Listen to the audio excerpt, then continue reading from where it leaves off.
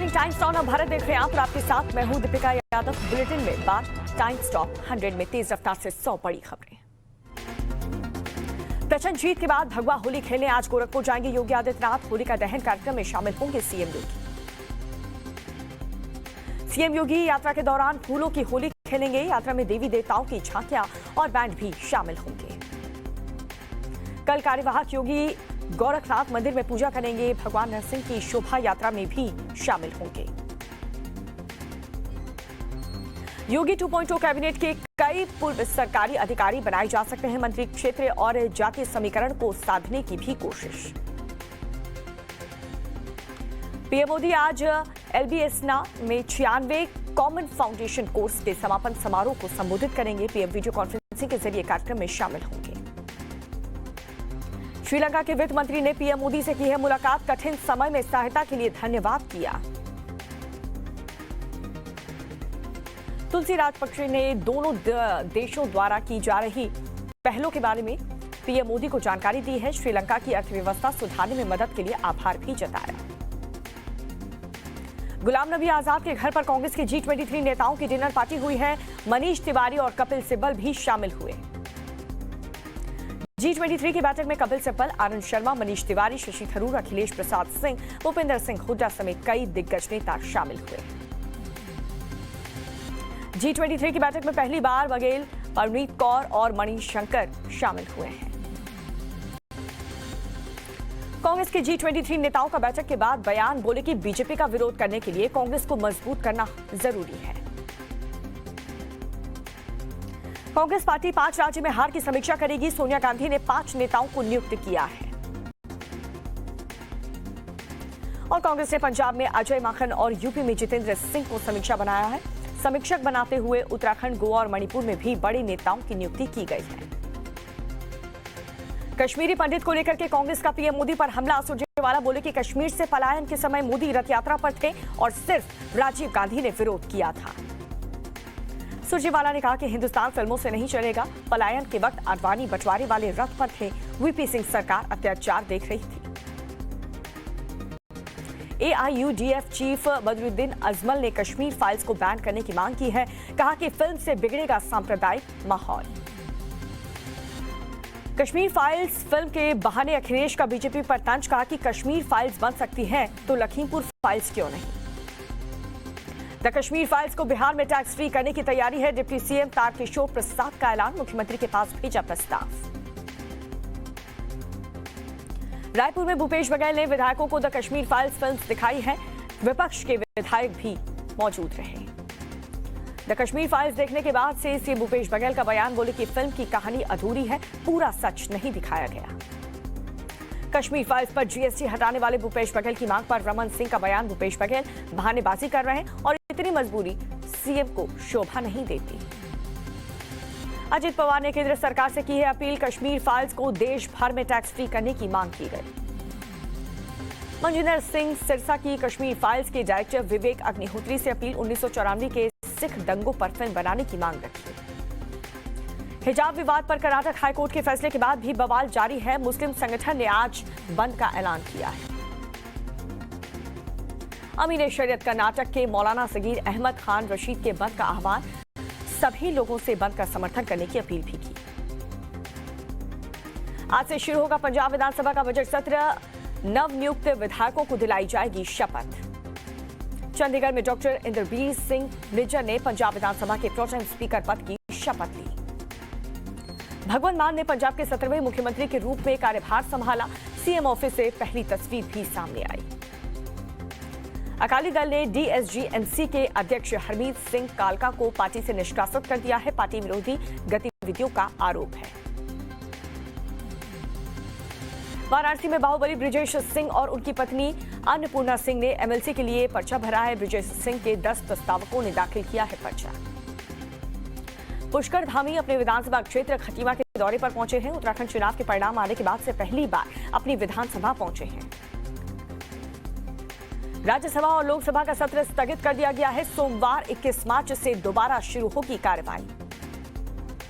KSU और SFI के बीच हिंसा पर केरल सीएम पिनराई विजयन ने कहा है कि मामले में केस दर्ज हो चुका है। पुलिस के मुताबिक दोनों दलों के लोग घायल हुए हैं।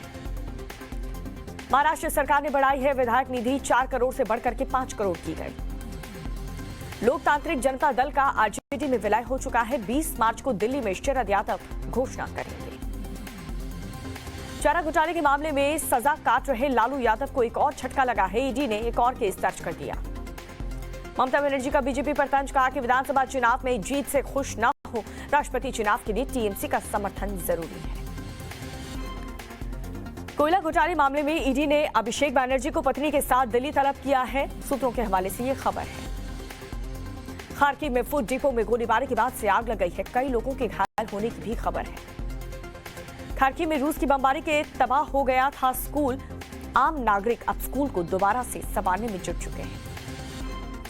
यूक्रेन की मैक्यूविका सिटी में मिसाइल अटैक हुआ है। कई इमारतें, गाड़ियां क्षतिग्रस्त हो चुकी हैं। मारियोपोल में रूस बॉम्ब शेल्टर पर की है बमबारी। इस जगह पर सैकड़ों लोगों ने पनाह ले रखी थी। मारियोपोल के अस्पताल में घायलों की बड़ी तादाद। डॉक्टर्स लोगों की जान बचाने की जद्दोजहद कर रहे हैं। डब्ल्यूएचओ ने यूक्रेन के हेल्थ केयर सेंटर्स पर हमलों की निंदा की है। डब्ल्यूएचओ ने स्वास्थ्य कर्मी और सुविधाओं पर हमले रोकने का आह्वान किया। अंतर्राष्ट्रीय न्यायालय में यूक्रेन को मिली है जीत। कोर्ट ने सुनाया है बड़ा फैसला। रूस को तुरंत हमले रोकने के लिए कहा है। अंतर्राष्ट्रीय न्यायालय ने पुतिन समर्थक देशों के भी सैन्य दखल न देने की अपील की है। यूक्रेनी राष्ट्रपति ज़ेलेंस्की ने अमेरिकी सदन को संबोधन किया। रूस पर और सख्त पाबंदियां लगाने की अपील की है ज़ेलेंस्की ने कहा है कि यूक्रेन को नो फ्लाई जोन घोषित करके अमेरिका नो फ्लाई जोन होने से रुकेंगे हमले। ज़ेलेंस्की का बड़ा बयान, बोले कि यूक्रेन पर दूसरे वर्ल्ड वॉर की तरफ हमला है। राजधानी कीव पर लगातार हमले जारी हैं।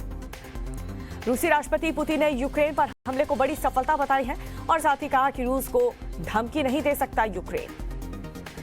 व्लादिमीर पुतिन का बयान, यूक्रेन में लक्ष्य हासिल करके रहेंगे। पश्चिमी देश रूस को बनाना चाहते हैं कमजोर।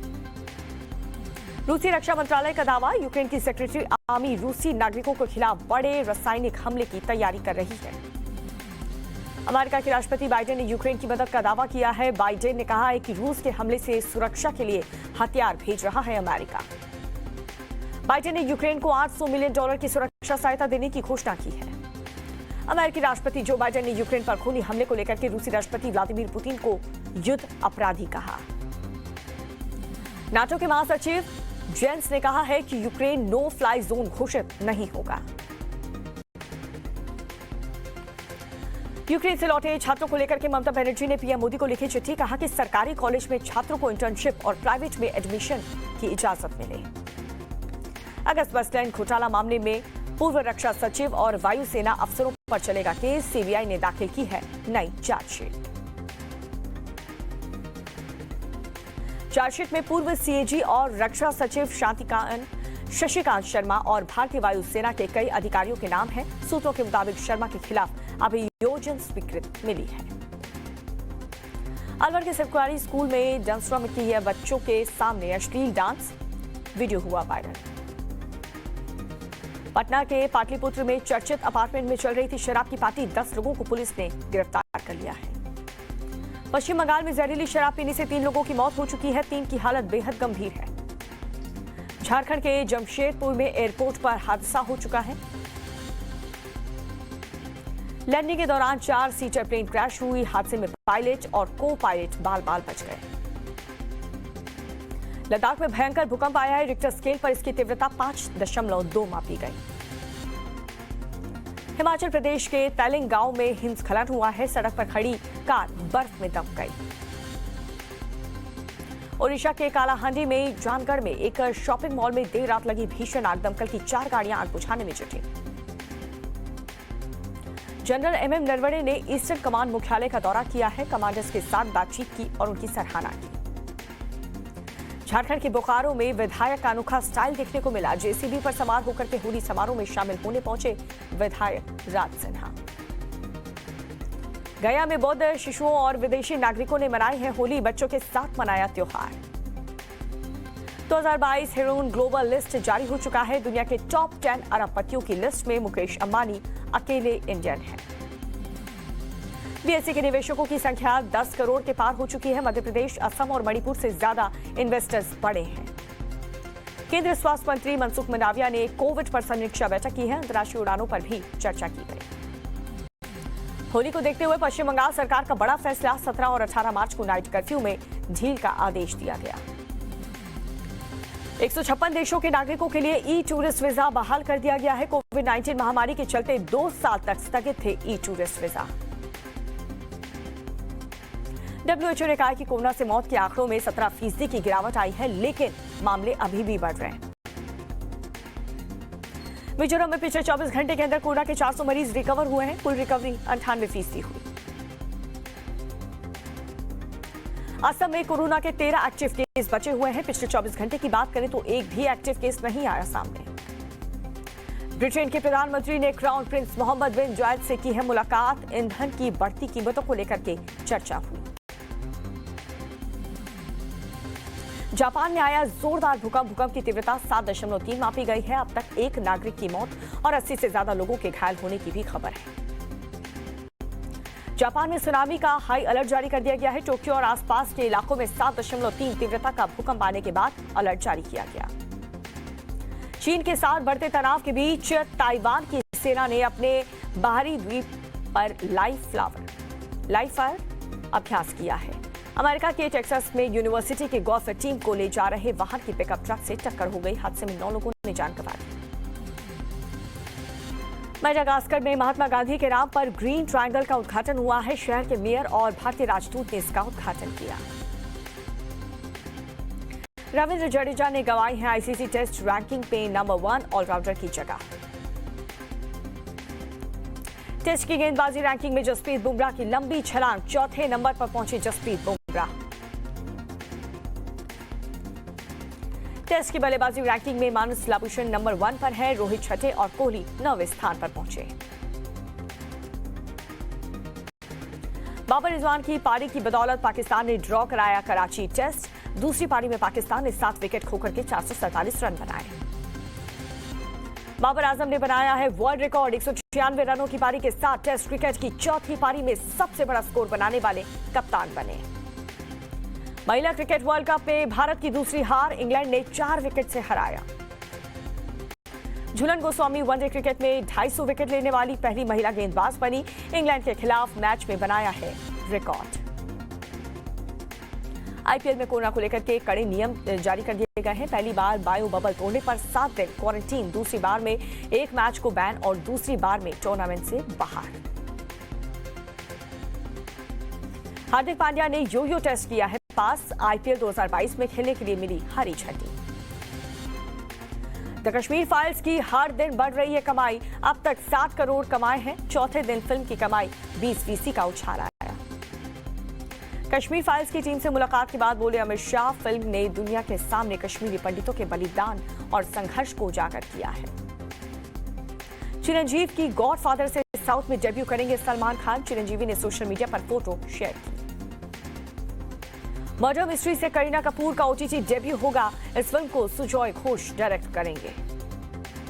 रणबीर कपूर ने पिता ऋषि कपूर की आखिरी फिल्म शर्मा जी नमकीन की यादें शेयर की।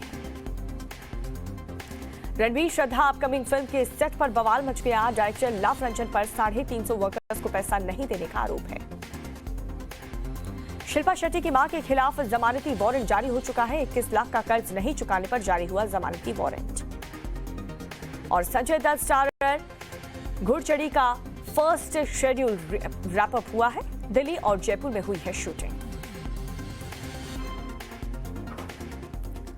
तो ये थी तेज रफ्तार में 100 बड़ी खबरें और जल्दी से अब कुछ अहम खबरों का रुख कर लेते हैं। 1 मिनट में पूरी रिपोर्ट आपको दिखाएंगे। उत्तर प्रदेश में नई सरकार को लेकर के दिल्ली के बीजेपी दफ्तर में मंथन लगभग खत्म हो चुका है। बस आधिकारिक तौर पर उसका ऐलान होना भी बाकी है।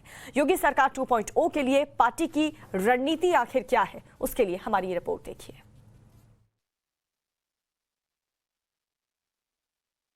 उत्तर प्रदेश में योगी सरकार की नई टीम में नया क्या है? योगी सरकार 2.0 के लिए बैठक के मायने ज्यादा महत्वपूर्ण क्यों हैं? ये सवाल इसलिए क्योंकि सूबे में गृह मंत्री अमित शाह और झारखंड के पूर्व सीएम रघुवर दास को पर्यवेक्षक नियुक्त किया गया है। ऐसे में नई सरकार के गठन में तो इनकी सक्रिय भूमिका रहने वाली है।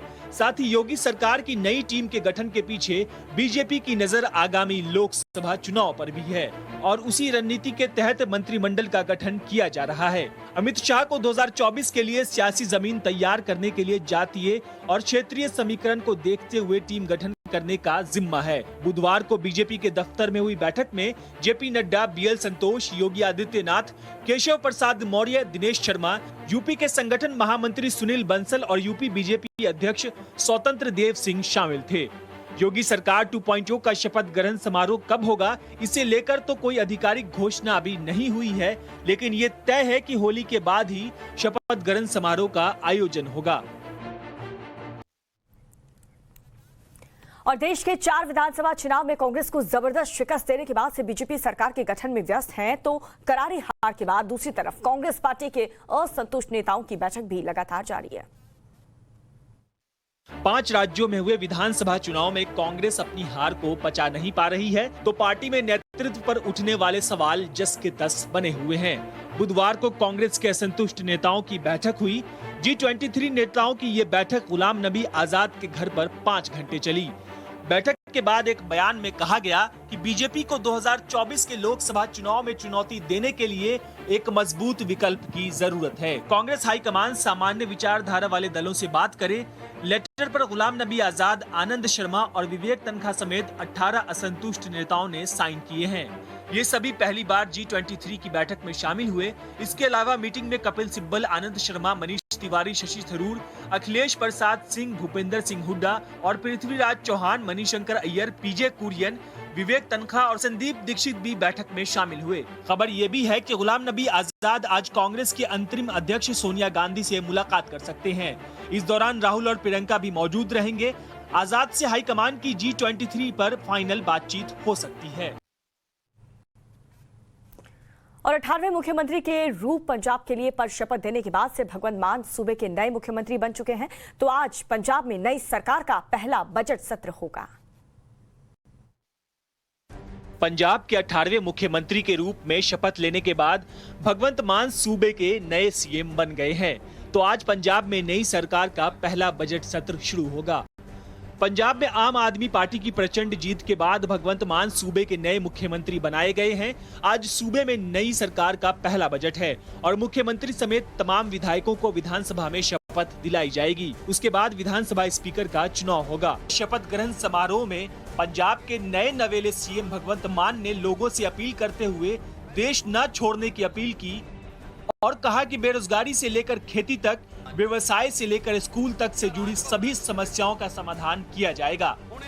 भगवंत मान को प्रधानमंत्री नरेंद्र मोदी ने बुधवार को बधाई दी, साथ ही आश्वस्त किया कि केंद्र सरकार राज्य के विकास के लिए उनकी सरकार के साथ मिलकर काम करेगी। कांग्रेस नेता मनीष तिवारी ने पंजाब के मनोनीत मुख्यमंत्री भगवंत मान के शपथ ग्रहण समारोह के लिए उन्हें भेजे गए निमंत्रण की एक तस्वीर पोस्ट की। उत्तर प्रदेश में योगी सरकार 2.0 की टीम लगभग तैयार हो चुकी है, बस औपचारिक ऐलान का इंतजार है। और औपचारिक ऐलान से पहले हर साल की तरह इस बार भी सूबे के कार्यवाहक मुख्यमंत्री की होली गोरखपुर में होगी। यूपी में प्रचंड जीत के बाद बीजेपी में जीत की खुमारी है, तो शानदार जीत के बाद सूबे के कार्यवाहक सीएम योगी आदित्यनाथ आज गोरखपुर में हैं। बड़ी जीत के बाद गोरखपुर में योगी भगवा होली खेलेंगे।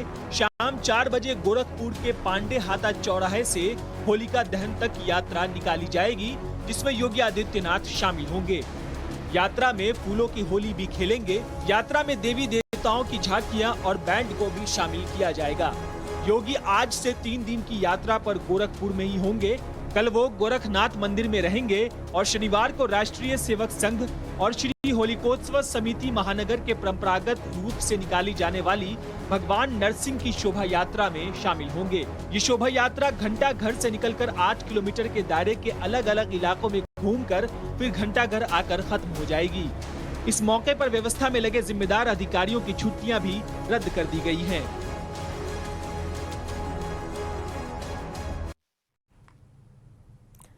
और आज प्रधानमंत्री नरेंद्र मोदी देश को एक नया खेल परिसर समर्पित करने वाले हैं तो मसूरी के लाल बहादुर शास्त्री प्रशासन अकादमी के 96 सामान्य बुनियादी पाठ्यक्रम के समापन कार्यक्रम को भी संबोधित करेंगे।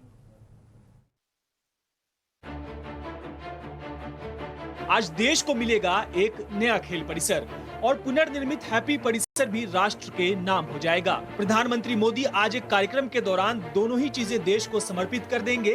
प्रधानमंत्री नरेंद्र मोदी आज मसूरी स्थित लाल बहादुर शास्त्री राष्ट्रीय प्रशासन अकादमी के 96 सामान्य बुनियादी पाठ्यक्रम के समापन कार्यक्रम को संबोधित करेंगे। प्रधानमंत्री का ये संबोधन दोपहर 12 बजे एक वीडियो कॉन्फ्रेंसिंग के जरिए होगा।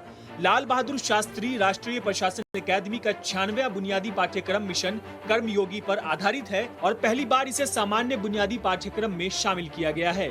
राष्ट्रीय सिविल सेवा क्षमता निर्माण कार्यक्रम को मिशन कर्मयोगी के नाम से जाना जाता है। इसका लक्ष्य सिविल सेवा क्षमता निर्माण के माध्यम से शासन में सुधार करना है। इस पाठ्यक्रम में विभिन्न सेवाओं के 488 प्रतिभागियों ने हिस्सा लिया।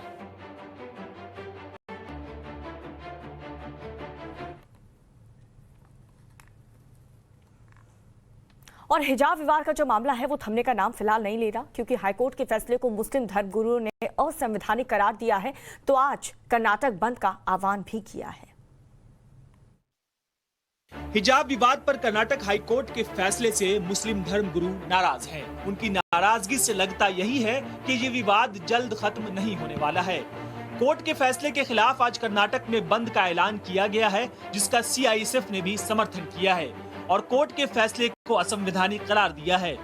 आपको बता दें कि हिजाब विवाद को लेकर कर्नाटक हाईकोर्ट ने एक बड़ा फैसला दिया, जिसमें उन्होंने एक तरफ स्कूल में यूनिफॉर्म को अनिवार्य बताया, तो वहीं दूसरी तरफ हिजाब को इस्लाम का अभिन्न अंग मानने से इनकार कर दिया। कोर्ट ने साफ कर दिया कि स्कूल कॉलेज में जो भी यूनिफॉर्म अनिवार्य की जाती है तो छात्रों को उसे मानना होगा। लेकिन इस फैसले का विरोध कर रही छात्राएं नाराज हैं और अब उन्होंने सुप्रीम कोर्ट का रुख कर लिया है। याचिकाकर्ता की ओर से पेश वकील संजय हेगड़े ने कहा कि कई ऐसी छात्राएं हैं जिन्हें परीक्षा देनी है। इस मामले पर सोमवार को सुनवाई होनी चाहिए, लेकिन CGI ने सोमवार को सुनवाई से इनकार करते हुए कहा कि हम बाद में सुनवाई के लिए तारीख देंगे। हालांकि खबर यह है कि होली के बाद हिजाब विवाद पर कोर्ट में सुनवाई हो सकती है। और पूर्व केंद्रीय मंत्री शरद यादव पर वापसी के मूड में नहीं है और उन्होंने ऐलान किया है कि उनकी पार्टी का लालू प्रसाद यादव की पार्टी RJD में विलय होगा। पूर्व केंद्रीय मंत्री शरद यादव ने घोषणा की है कि उनकी पार्टी लोकतांत्रिक जनता दल का होली के बाद यानी 20 मार्च को राष्ट्रीय जनता दल में विलय हो जाएगा। पूर्ववर्ती जनता दल के अलग अलग शाखाओं को एकजुट करने के प्रयासों के तहत ये कदम उठाया जा रहा है। बिहार के CM नीतीश कुमार की JDU से अलग होने के बाद अपनी अलग शुरुआत के बाद से कभी भी शरद यादव की पार्टी अपनी उपस्थिति दर्ज नहीं करा सकी। 3 दशकों से अधिक समय के बाद वो अब दोबारा लालू प्रसाद के साथ आ रहे हैं और ये ऐसे वक्त पर हो रहा है जब दोनों नेता अपने राजनीतिक करियर के अंतिम छोर पर दिख रहे हैं। आपको बता दें कि RJD प्रमुख लालू प्रसाद ने 1997 में जनता दल छोड़ दिया था और इसके नेतृत्व के साथ अपने मतभेदों की वजह से अपनी पार्टी बनाई थी, क्योंकि चारा घोटाले के खिलाफ जांच में तेजी आई थी, जिसमें वो मुख्य आरोपी थे। शरद यादव को तब जनता दल के भीतर अपने प्रतिद्वंदी के रूप में देखा गया था और बाद में वो नीतीश कुमार के साथ 2005 में बिहार में RJD के 15 साल के शासन को खत्म करने के अभियान में शामिल हो गए थे। और छत्तीसगढ़ में फिल्म द कश्मीर फाइल्स पर सियासत लगातार जारी है। इस बीच CM भूपेश बघेल ने अपनी पार्टी के सभी विधायक और मंत्रियों के साथ सिनेमा हॉल में फिल्म देखी। हमारे लोग मर रहे हैं सर। छत्तीसगढ़ में द कश्मीर फाइल्स पर जारी सियासत के बीच मुख्यमंत्री भूपेश बघेल ने बुधवार को अपनी सभी विधायकों के साथ द कश्मीर फाइल्स फिल्म देखी। सूबे की राजधानी रायपुर के मैग्नेट्रो मॉल के PVR में कश्मीर फाइल्स के लिए एक पूरा हॉल बुक कराया गया था।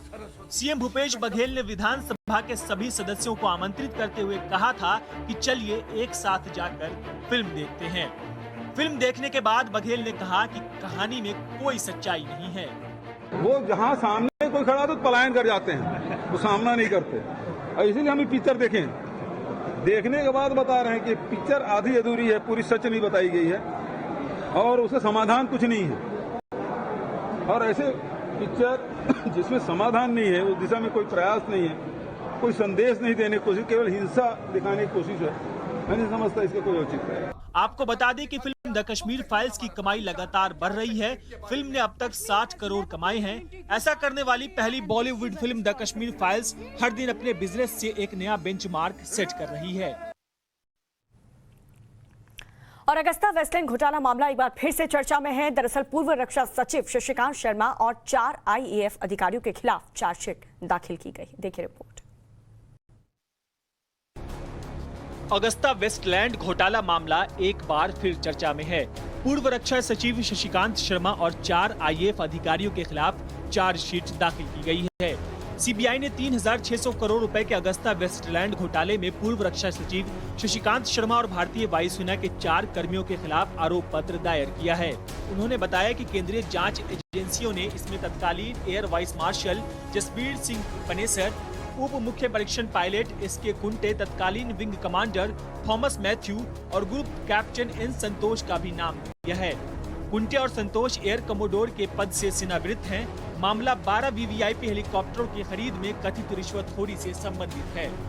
राष्ट्रपति, प्रधानमंत्री, उपराष्ट्रपति और रक्षा मंत्री जैसे VVIP के लिए नए हेलीकॉप्टर्स की आवश्यकता 1999 में महसूस की गई थी, जब वायुसेना के सोवियत युग के MIL Mi-8S के विकल्प को खोजने के लिए एक प्रस्ताव पेश किया गया था।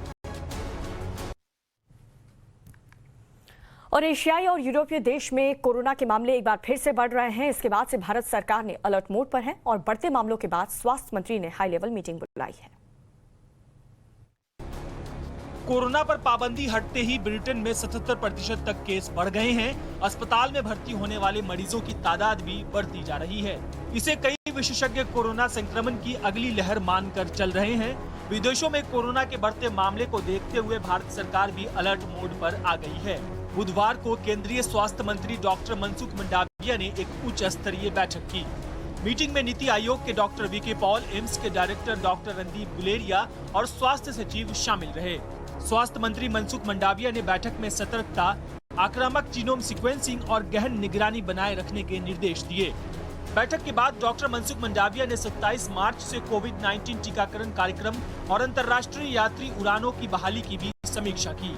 चीन, सिंगापुर, हांगकांग, वियतनाम और कुछ यूरोपीय देशों में कोरोना के बढ़ते मामलों को देखते हुए केंद्रीय स्वास्थ्य मंत्री की बैठक बेहद महत्वपूर्ण मानी जा रही है। रूस और यूक्रेन में जंग के बीच भारतीयों की वापसी तो हो चुकी है, लेकिन सैकड़ों मेडिकल स्टूडेंट्स की पढ़ाई तबाह हो चुकी है, बर्बाद हो चुकी है। पश्चिम बंगाल की मुख्यमंत्री ममता बनर्जी ने प्रधानमंत्री को एक चिट्ठी लिखी है इसी मामले को लेकर। यूक्रेन में जारी जंग के बीच ऑपरेशन गंगा के तहत मोदी सरकार ने सभी छात्रों को वहां से बाहर निकालकर बड़ी कामयाबी हासिल की, तो मेडिकल के सैकड़ों छात्रों की पढ़ाई जारी रहे, इसके लिए बड़ा प्रयास कर रही है। इस बीच पश्चिम बंगाल के CM ममता बनर्जी ने प्रधानमंत्री मोदी को एक चिट्ठी लिखी है, जिसमें उन्होंने ये सुनिश्चित करने का अनुरोध किया है कि यूक्रेन से लौटे मेडिकल छात्र भारत में अपनी पढ़ाई जारी रख सकें। अपनी चिट्ठी के जरिए ममता बनर्जी ने कहा कि इंटर्नशिप के लिए पात्र बंगाल के छात्रों को सरकारी मेडिकल कॉलेज में समायोजित किया जाएगा और उन्हें अन्य उम्मीदवारों के बराबर वजीफा भी दिया जाएगा। हालांकि उन्होंने प्रधानमंत्री से अनुरोध किया है कि वे मेडिकल एजुकेशन के लिए गवर्निंग बॉडी राष्ट्रीय चिकित्सा आयोग द्वारा निर्धारित शर्तों में हस्तक्षेप करें। बनर्जी ने कहा कि NMC के नियमों के मुताबिक भारत में मेडिकल कॉलेजों में प्रवेश पाने के लिए नीट पास होना जरूरी है। उन्होंने कहा कि यूक्रेन से लौटे कई छात्र इस जरूरत को पूरा नहीं करते हैं। ऐसे में इन छात्रों को समायोजित करने के लिए स्पेशल केस के रूप में संबंधित दिशा निर्देशों में ढील दी जा सकती है।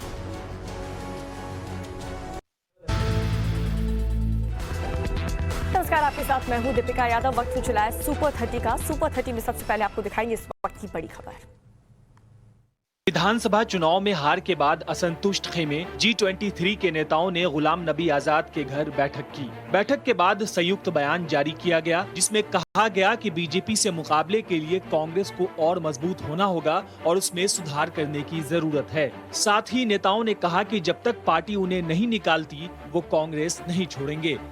इसके साथ ही नेताओं ने आला कमान से अपील की कि समान विचारधारा वाले दलों से बात करें ताकि बीजेपी के खिलाफ एक अच्छा विकल्प तैयार हो। प्रधानमंत्री नरेंद्र मोदी आज लाल बहादुर शास्त्री राष्ट्रीय प्रशासन अकादमी के 96 कॉमन फाउंडेशन कोर्स के समापन कार्यक्रम को संबोधित करेंगे। पीएम मोदी वीडियो कॉन्फ्रेंसिंग के जरिए नए खेल परिसर का उद्घाटन भी करेंगे। साथ ही पुनर्निर्मित हैप्पी वैली परिसर राष्ट्र को समर्पित करेंगे।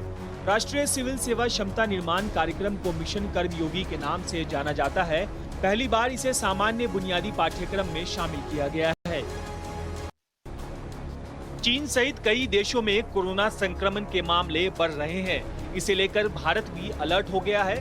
बुधवार को केंद्रीय स्वास्थ्य मंत्री मनसुख मांडविया ने हाई लेवल मीटिंग की।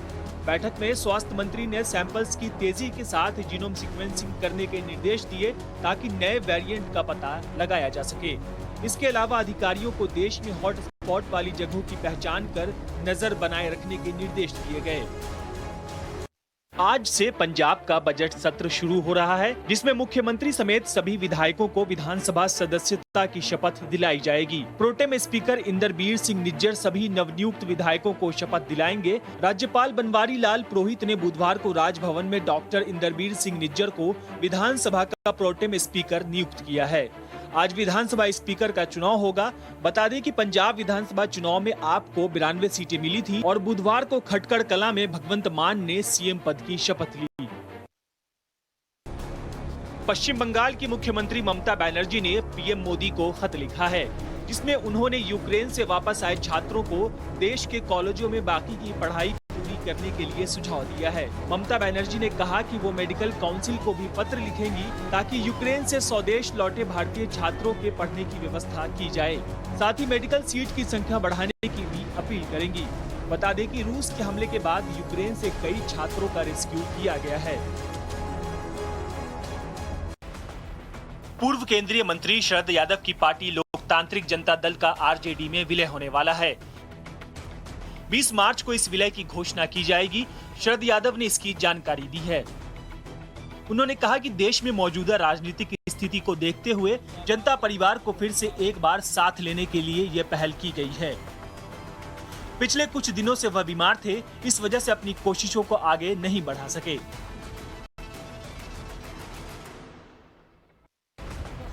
मध्य प्रदेश के मुख्यमंत्री शिवराज सिंह चौहान ने परिवार के साथ फिल्म द कश्मीर फाइल देखी। फिल्म देखने के बाद शिवराज ने कहा कि फिल्म में जो अन्याय की तस्वीर दिखाई गई है वो दिल दहला देने वाली है। वहीं छत्तीसगढ़ के सीएम भूपेश बघेल ने कहा कि फिल्म में राजनीतिक विचारधारा को दिखाने की कोशिश की गई है। फिल्म आधी अधूरी है, इसमें पूरा सच नहीं दिखाया गया है। डायरेक्टर ने भी इस फिल्म में समाधान की बात नहीं की है, केवल लेक्चर दिया है। यूपी में प्रचंड जीत के बाद योगी आदित्यनाथ होली खेलने के लिए आज गोरखपुर जाएंगे, जहां वो एक यात्रा में शामिल होंगे जिसमें फूलों की होली खेलेंगे। इस यात्रा में देवी देवताओं की झांकियां और बैंड भी शामिल होंगे। शुक्रवार को योगी गोरखपुर मंदिर जाएंगे। इसके बाद शनिवार को आरएसएस और होलिकोत्सव समिति महानगर के परंपरागत रूप से निकाली जाने वाली भगवान नरसिंह की शोभा यात्रा में शामिल होंगे। पश्चिम बंगाल के 24 परगना में जहरीली शराब पीने से 3 लोगों की मौत हो गई। वहीं 3 लोगों की हालत गंभीर बनी हुई है, जिन्हें इलाज के लिए अस्पताल में भर्ती कराया गया है। बताया जा रहा है कि एक कार्यक्रम के दौरान कुछ लोग शराब पी रहे थे। जैसे ही उन्होंने शराब में पानी मिलाकर पीना शुरू किया, उनके गले में जलन होने लगी, जिसके बाद उन्हें अस्पताल ले जाया गया। फिलहाल पुलिस मामले की जांच में जुट गई है। पटना के पाटलिपुत्र में एक बड़े अपार्टमेंट में होली मिलन समारोह के दौरान शराब पार्टी चल रही थी। सूचना लगते ही मौके पर पहुंची पुलिस ने 10 लोगों को गिरफ्तार किया है। बताया जा रहा है कि पकड़े गए लोग बड़े घरानों से ताल्लुक रखते हैं और कोचिंग इंस्टीट्यूट कॉलेज में पढ़ाते हैं। कार्रवाई के बाद सभी को जेल भेजने की तैयारी की जा रही है। पुलिस शराब होम डिलीवरी करने वाले गिरोह की गिरफ्तारी के लिए छापेमारी कर रही है। राजस्थान के अलवर में स्कूल में वार्षिक उत्सव का आयोजन किया गया था, जिसमें छोटे बच्चों के सामने अश्लील डांस किया गया। कार्यक्रम में विधायक बलजीत यादव भी मौजूद थे। इतना ही नहीं, ब्लॉक स्तर के शिक्षा अधिकारी भी शामिल थे, लेकिन किसी ने कार्यक्रम को रोकने के लिए नहीं कहा। अब वीडियो वायरल होने के बाद प्रशासन में हड़कंप मच गया है। अधिकारियों का कहना है कि मामले की जांच करवाई जाएगी और दोषियों के खिलाफ कार्रवाई होगी। राजस्थान के पाली जिले में पंचायत का तुगलकी फरमान सामने आया है। बताया जा रहा है कि दाना सनी गांव में एक लड़की शादी नहीं करना चाहती थी और आगे पढ़ना चाहती थी, लेकिन पंच परिवार पर शादी के लिए दबाव बना रहे थे। जब लड़के और परिजन नहीं माने तो उनका समाज से बहिष्कार कर दिया गया। साथ ही 3 लाख रुपए का दंड भी लगाया गया। पीड़ितों की शिकायत पर पुलिस ने मामला दर्ज कर लिया है। मामले में मानवाधिकार आयोग ने भी संज्ञान लिया है। जापान में बुधवार को 7.3 तीव्रता का भूकंप आया। भूकंप का केंद्र जापान की राजधानी टोक्यो से 297 किलोमीटर दूर उत्तर पश्चिम में था। जोरदार झटकों के बाद जापान में सुनामी की चेतावनी जारी की गई है। भूकंप के झटकों के बाद टोक्यो में अंधेरा छा गया। टोक्यो इलेक्ट्रिक पावर कंपनी के हवाले से एएफपी ने बताया कि जापान में भूकंप के बाद करीब 20 लाख घरों की बिजली गुल हो गई है। इधर लद्दाख में भूकंप के झटके महसूस किए गए। रिक्टर स्केल पर इसकी तीव्रता 5.2 मापी गई। रूस यूक्रेन के बीच युद्ध के 22 दिन हो गए हैं, लेकिन रूस का यूक्रेन पर हमला जारी है। यूक्रेन के खार्किव में रूस की तरफ से की गई बमबारी में फूड डिपो में आग लग गई, जिसे बुझाने में 2 दमकल कर्मी घायल हो गए। दोनों देशों के प्रतिनिधियों के बीच अब तक 4 दौर की वार्ता हो चुकी है, लेकिन अब तक कोई हल नहीं निकल सका है। ऐसे में बमबारी के बीच लोग दहशत के साए में रहने को मजबूर हैं। डोनेट्स्क के मैकेयेवका शहर में मिसाइल अटैक किया गया। रिहायशी इलाके में किए गए इस अटैक से एक अपार्टमेंट और कारें तबाह हो गई। इस हमले में 3 बच्चों समेत 10 लोग घायल हो गए। वहीं रूसी न्यूज एजेंसी का कहना है कि यूक्रेनी सैनिकों की तरफ से मिसाइल दागी गई। रूस ने दावा किया है कि इस हफ्ते अब तक यूक्रेनी सेना के हमले में डोनेट्स्क शहर के 20 लोग मारे जा चुके हैं। रूस यूक्रेन युद्ध के बीच इंटरनेशनल कोर्ट ऑफ जस्टिस ने बड़ा फैसला सुनाया है। आईसीजे ने रूस को तुरंत युद्ध रोकने का आदेश दिया है। इसके साथ ही रूस समर्थित देशों से मामले में दूरी बनाए रखने के लिए कहा है। आईसीजे के इस फैसले पर यूक्रेन के राष्ट्रपति ज़ेलेंस्की ने खुशी जाहिर की है। ज़ेलेंस्की ने कहा कि यूक्रेन ने अंतर्राष्ट्रीय न्यायालय में रूस के खिलाफ जीत हासिल की है। आईसीजे ने हमले को तुरंत रोकने का आदेश दिया है। चीन के साथ बढ़ते तनाव के बीच ताइवान की सेना ने बाहरी द्वीप डोंगियन पर लाइव फायर ड्रिल की।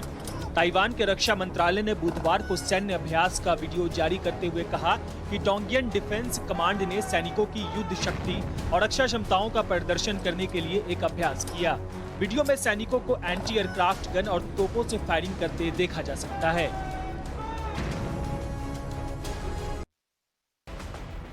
26 मार्च से आईपीएल का 15वां सीजन शुरू हो रहा है, लेकिन इससे पहले ही बीसीसीआई ने आईपीएल के नियमों को कड़ा कर दिया है। कोरोना नियमों का उल्लंघन करने पर 1 करोड़ रुपए का जुर्माना लगाया जाएगा। साथ ही एक मैच के लिए बैन और टीम के अंक तक काटे जाएंगे। इसके साथ ही पहली बार बायो बबल तोड़ने पर 7 दिन क्वारंटीन, दूसरी बार 1 मैच का बैन और तीसरी बार टूर्नामेंट से बाहर कर दिया जाएगा।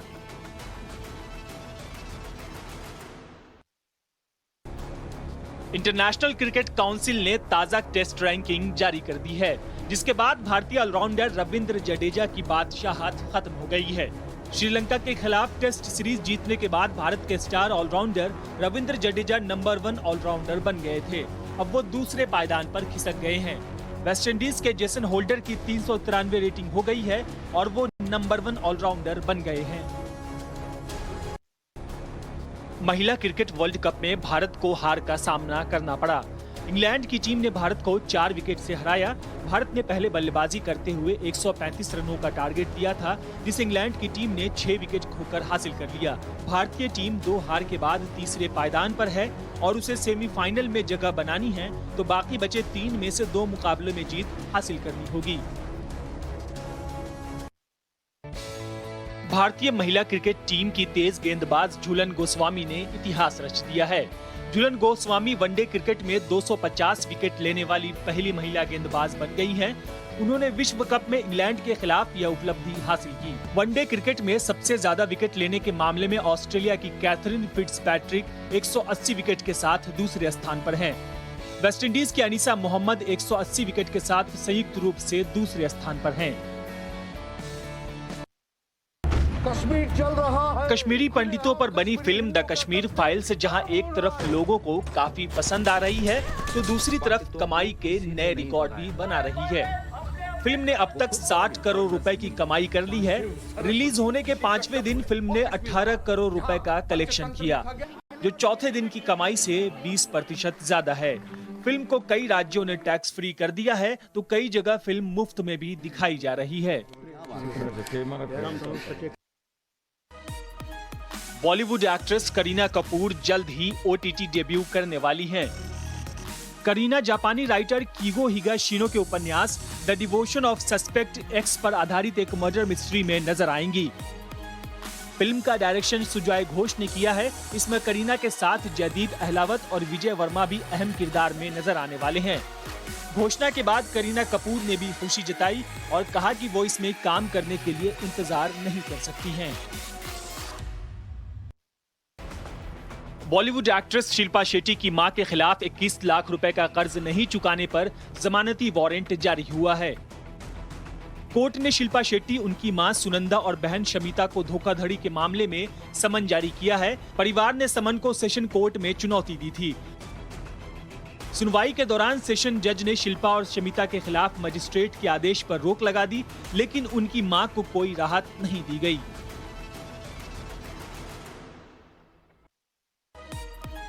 बॉलीवुड दबंग सलमान खान जल्द ही साउथ की फिल्मों में डेब्यू करने वाले हैं। सलमान चिरंजीवी की गॉडफादर में नजर आएंगे।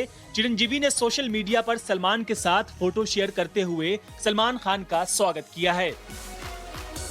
चिरंजीवी ने लिखा, भाई गॉडफादर में आपका स्वागत है।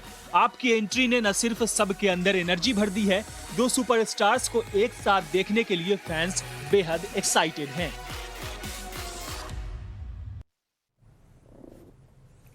और चलिए अब बात कर लेते हैं पंजाब की, जहां पर कल इतिहास रचा गया है। पंजाब में पहली बार आम आदमी पार्टी की सरकार बनी है। पहली बार आम आदमी के बीच में मुख्यमंत्री ने शपथ ली है। पहली बार चंडीगढ़ के बाहर पंजाब के मुख्यमंत्री का शपथ ग्रहण समारोह रखा गया है। इस पर एक रिपोर्ट दिखाते हैं आपको।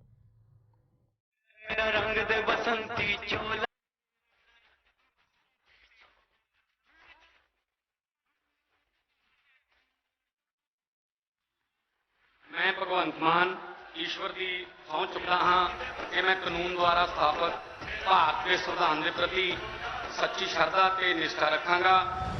तो इस तरह भगत सिंह के गांव में भगवंत मान ने पंजाब के मुख्यमंत्री के तौर पर शपथ ली। पंजाब को अपना 17वां सीएम मिल गया। भगत सिंह के गांव में बसंती रंग से डूबे पंडाल में जनता के सामने जब पंजाब के नए मुख्यमंत्री ने अपना पहला भाषण दिया तो अंदाज भी क्रांतिकारी। शहीद आजम भगत सिंह का एक शेर, वो कहते इश्क करना सबका पैदाइशी हक है।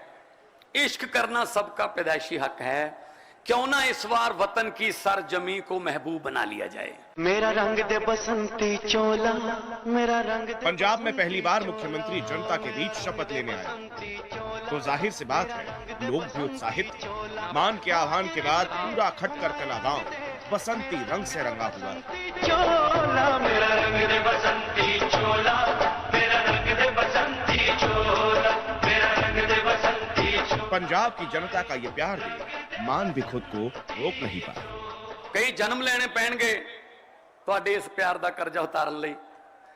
जिन्ना प्यार तुसीं दिता है किसी ने सोचा नहीं सी कि ऐं भी हो सकता है।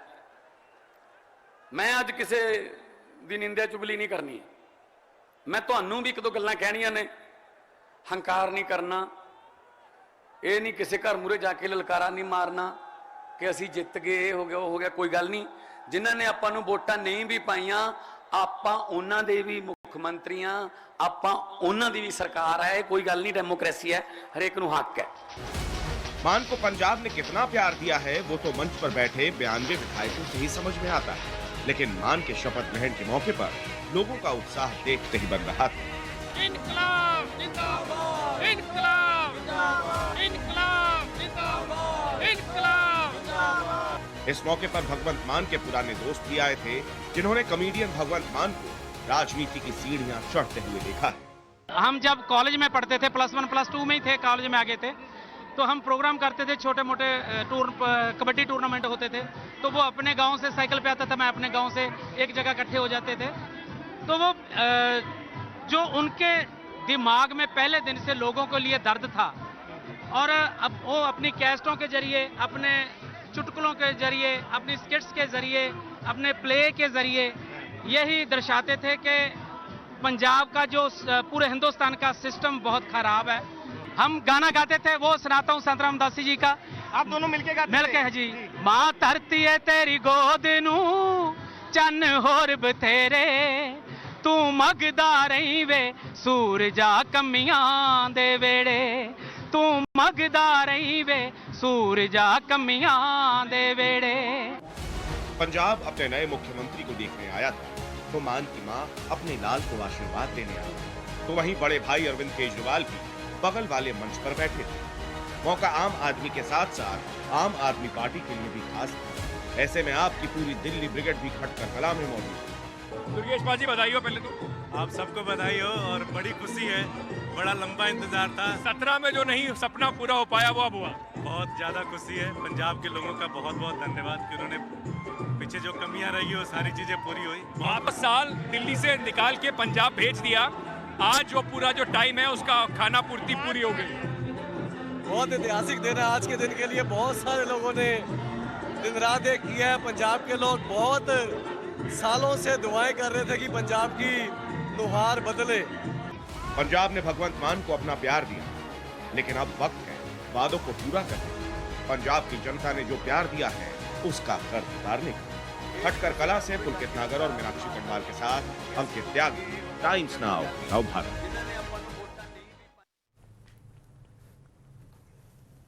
तो भगवंत मान ने शपथ भले ही पंजाब के मुख्यमंत्री के तौर पर ली है, लेकिन इसका संदेश पूरे देश में गया है, खास मैसेज गया है। इसे आम आदमी पार्टी के राष्ट्रीय राजनीति में सफर की शुरुआत माना जा सकता है। तो क्या अब आम आदमी पार्टी राष्ट्रीय पार्टी होने जा रही है, और क्या बीजेपी को अब आने वाले दिनों में आम आदमी पार्टी से मुकाबला करना होगा? मैं भगवंत मान ईश्वर की सौंच चाहता हां कि मैं द्वारा स्थापित भारत के संविधान के प्रति सच्ची श्रद्धा ते निष्ठा रखांगा कि मैं। ये सिर्फ भगवंत मान की शपथ नहीं, बल्कि राष्ट्रीय राजनीति में आम आदमी पार्टी के अगले पड़ाव का पथ है, क्योंकि पंजाब में 92 सीटों के साथ सरकार बनाकर आपने अपना कैनवास काफी बड़ा कर लिया है। अब सियासी गलियारों में चर्चाएं तेज होने लगी हैं कि 2024 का लोकसभा चुनाव बीजेपी बनाम आम आदमी पार्टी होगा। हाल ही में आम आदमी पार्टी के जीत के आंकड़े इस चर्चा को और गर्मा रहे हैं। पंजाब विधानसभा चुनाव में आपने 92 सीटें हासिल की। इस जीत के बाद आप बीजेपी, कांग्रेस के बाद 2 राज्यों में सरकार वाली तीसरी पार्टी बन गई। साल 2021 में भी पंचायत चुनाव और निकाय चुनावों में आपने शानदार प्रदर्शन किया। 2021 के चंडीगढ़ नगर निगम चुनाव में 15 सीटें जीतकर सबसे बड़ी पार्टी बनी। 2021 के गुजरात निगम चुनाव में 27 सीटें जीती। उत्तर प्रदेश जिला पंचायत सदस्य की 83 सीटें जीती। कर्नाटक शहरी निकाय चुनाव में 1 सीट जीती। महाराष्ट्र पंचायत चुनाव में 145 प्रत्याशियों ने जीत दर्ज की। हिमाचल पंचायत चुनावों में 36 सीटों पर जीत दर्ज की। जम्मू कश्मीर में जिला विकास काउंसिल की 1 सीट पर जीत हासिल की। इस प्रदर्शन के बाद आम आदमी पार्टी के नेताओं के हौसले काफी बुलंद हैं। उनका कहना है कि 2024 में मुकाबला आप वर्सेस बीजेपी ही होगा। पार्टी की बहुत छोटी एज है, बहुत कम आयु में आम आदमी पार्टी 2 स्टेटों में हम राज कर रहे हैं, और मैं समझता हूं आने वाले समय में हिमाचल भी हमारा होगा, गुजरात भी हमारा होगा, और 2024 में देश भी हमारा होगा, देश भी आम लोगों का होगा, और अरविंद केजरीवाल जी जो है देश के प्रधानमंत्री बनेंगे। यहाँ तक कि आम आदमी पार्टी के नेता केजरीवाल को 2024 में प्रधानमंत्री तक बनाने के सपने देखने लगे हैं। अगली लड़ाई जो है वो आम आदमी पार्टी वर्सेस बीजेपी होगा। देश में कांग्रेस साफ हो चुकी है। अगली लड़ाई जो है देश में आम आदमी पार्टी वर्सेस बीजेपी होगी। अगर देश की आबादी पर पार्टियों के राज के हिसाब से देखा जाए तो दिल्ली की 1.9 करोड़ आबादी पर आप सरकार का राज है। पंजाब में 92 सीटें जीतकर 2.8 करोड़ आबादी पर पार्टी राज कर रही है, यानी 2 प्रदेशों में कुल 4.7 करोड़ जनता आपके साथ है। देश के लिहाज से आप 3.76% आबादी पर राज कर रही है, जबकि बीजेपी 48.25% और कांग्रेस के लिए ये आंकड़ा 25.72% है। इसके बाद आम आदमी पार्टी के सांसद संजय सिंह कह रहे हैं कि ये काफिला अब रुकने वाला नहीं है। राज्यसभा में आपके साथी भी जो है कलीग्स और बढ़ने वाले हैं, कुनबा बढ़ने वाला है। निश्चित रूप से बढ़ेगा ये कारवां, अब रुकने वाला नहीं, लगातार बढ़ेगा ये कारवां। अब राज्यसभा की तस्वीर कैसे बदलने वाली है वो भी देख लीजिए। बीजेपी 104, कांग्रेस 27, टीएमसी 13, डीएमके 10 और आपके 9 सांसद सदन में होने का अनुमान है। दरअसल पंजाब में ऐतिहासिक जीत से आपको काफी बूस्ट मिला है। यहाँ पार्टी का प्रचार पहले से हटकर भी रहा है। बताइए, दिल्ली की कैंपेन से ये अलग कैसे थी? 2020 में जो दिल्ली में किया उससे सीखा क्या यहाँ पे करने के लिए, और यहाँ पर इम्प्लीमेंट अलग कैसे किया? दोनों अलग राज्य हैं। दिल्ली छोटा जगह है, पंजाब बहुत बड़ा है, कई सारे डिस्ट्रिक्ट्स हैं, तो अलग अलग जगह की अलग कैंपेन किए गए। तीन जोन है, दोआबा, माझा और मालवा। हर जगह का अलग प्लान किया गया, मीडिया प्लान अलग, ग्राउंड कैंपेन अलग, तो सारा ऐसे मैंने इसकी डेफिनेटली। पंजाब मीडिया आसान है हैंडल करना है, दिल्ली वाला नहीं, सारा मीडिया आसान है, सारे अच्छे से काम करते हैं मिलजुल के, ऐसा कुछ नहीं है। आम आदमी पार्टी के नेता पंजाब की जीत से काफी उत्साहित हैं, लेकिन 2024 का चुनावी रण उनके लिए आसान नहीं होगा। राष्ट्रीय राजनीति में कद बढ़ाने के लिए अभी लंबा सफर तय करना बाकी है। अंकित त्यागी, मीनाक्षी कंडवाल के साथ bureau report, times now Navbharat. तो पंजाब के मुख्यमंत्री के तौर पर भगवंत मान के सामने चुनौतियों का एक पूरा का पूरा पहाड़ खड़ा है, क्योंकि मान के सांसद के तौर पर तो कामकाज किया है, लेकिन उनके पास सरकार चलाने का अनुभव है नहीं। अब ऐसे में मान के सामने वो कौन सी चुनौती है जिनसे उन्हें मुख्यमंत्री के कुर्सी पर बैठ करके पार पाना है? इस रिपोर्ट को देखिए।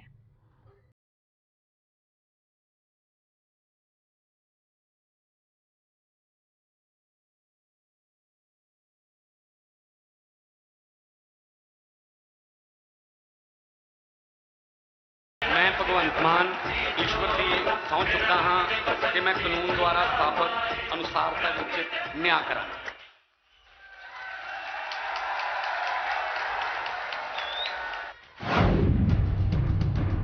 शपथ हो चुकी है, जिम्मेदारी तय हो चुकी है।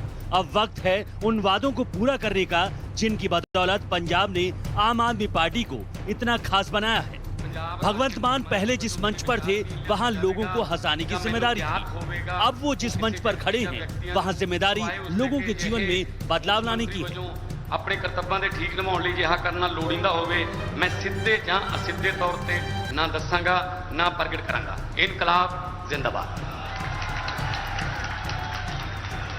पंजाब के मुख्यमंत्री के तौर पर भगवंत मान के सामने कई चुनौतियां हैं। 300 यूनिट फ्री बिजली, 18 साल से ऊपर की महिलाओं को हर महीने 1000 रुपए का वादा। इन वादों को पूरा करना मान के लिए मुश्किल भरा होगा, क्योंकि 300 यूनिट फ्री बिजली देने के बाद सब्सिडी का बोझ बढ़कर 22,000 करोड़ हो जाएगा। महिलाओं को 1000 रुपए महीने देने से करीब 12,000 करोड़ रुपए का भार आएगा। इसके साथ ही 25 लाख नौकरियां देने का वादा भी एक बड़ा चैलेंज है। पंजाब में सबसे बड़ी समस्या आज बेरोजगारी की है। पंजाब के युवाओं को अपने लिए कोई रास्ता नहीं दिखता, इसीलिए वो ड्रग्स की ओर जा रहे हैं। एक नज़म में बदलाव लाने की जरूरत है।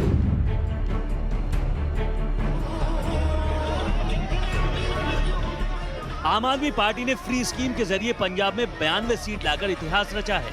अब मुफ्त के वादों को पूरा करना एक कठिन डगर की तरह है, क्योंकि मौजूदा वक्त में पंजाब पर करीब 3 लाख करोड़ रुपए का कर्ज है, जो राज्य की जीडीपी का 56% है। 2020-21 में प्रदेश सरकार ने अपने कर राजस्व का 54% कर्ज चुकाने पर खर्च किया।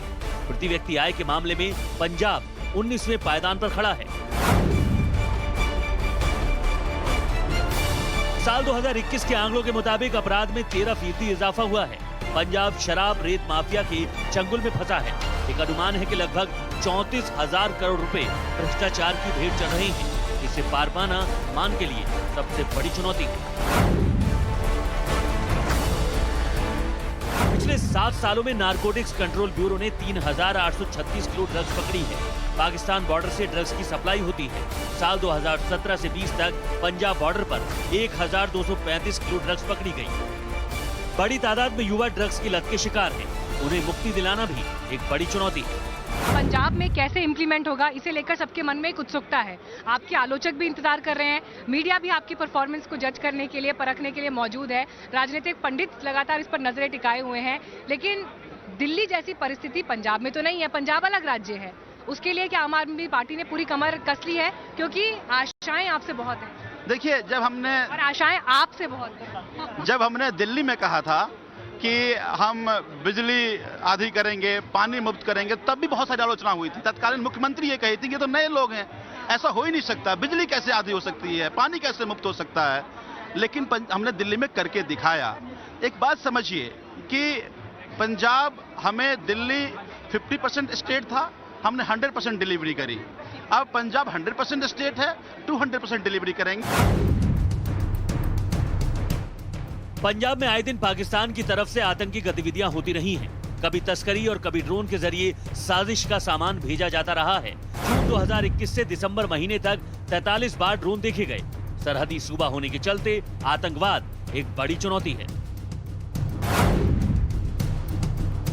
किसी भी राज्य के विकास के लिए केंद्र और राज्य सरकार में आपस में अच्छे संबंध होने चाहिए।